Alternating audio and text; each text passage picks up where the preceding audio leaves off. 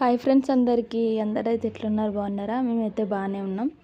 ఈరోజైతే నేను చిక్కుడుగాయ కర్రీ చేస్తున్నా. చిక్కుడుగాయ కర్రీ చాలా నాకైతే ఫేవరెట్, బాగుంటుంది. కాకపోతే కొంచెం ఉడికించుకొని చేసుకుంటే టేస్ట్ అనేది చాలా బాగుంటుంది. ఇక్కడైతే మేము నార్మల్గానే నూనెలో ఫ్రై చేసిన తర్వాత కర్రీలాగా చేస్తున్నా.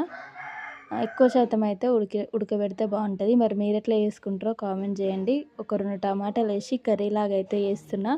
వీడియోస్ అయితే అందరు చూస్తున్నారు కానీ లైక్ అయితే వేయట్లేదు.